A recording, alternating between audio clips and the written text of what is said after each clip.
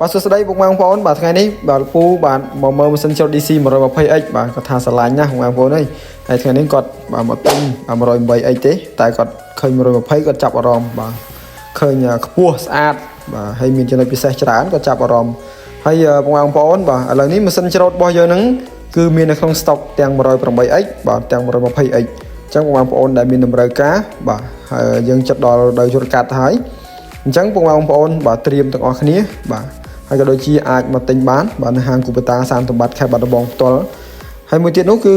បាទយើងមានបាទស្តុកបាទជាច្រើនសម្រាប់តម្រូវការរបស់បងប្អូនហើយយើងដាច់មួយរយៈឥឡូវនេះយើងមានក្នុងស្តុកវិញហើយអញ្ចឹងបងប្អូនបាទកុំភ្លេចបាទមកបាទទិញទាំងអស់គ្នាហើយឥឡូវនេះយើងមានការបាទលក់បាទជូនបងប្អូនបាទទាំងលុយសុទ្ធក៏ដូចជាបងរំលោះបាទមានការប្រាក់ទាបសម្រាប់ DC 108X ហើយ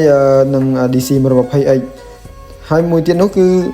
បាទបងប្អូនដាក់ពាក្យគឺងាយស្រួលទេបាទងាយយើងដាក់ 30% បាទ 30% មុនណាហើយមួយទៀតយើងទៅសិក្សាហើយយើង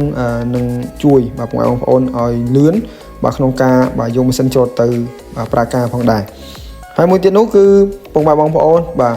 សម្រាប់ម៉ាស៊ីនច្រូតរបស់យើងហ្នឹងគឺបាទ120គឺមានចំណុចពិសេសច្រើនអញ្ចឹងបងប្អូនដែលឲ្យចង់បានម៉ាស៊ីនច្រូត DC 120X បាទយើងបាទជ្រើសយក 120X ទៅគឺបាទទំនើបមែនទែនបាទអរគុណច្រើនបងប្អូនបាទមានវីដេអូផ្សេងថ្មីខ្ញុំនឹងចែករំលែកជូនបងប្អូនបន្តទៀតអរគុណច្រើន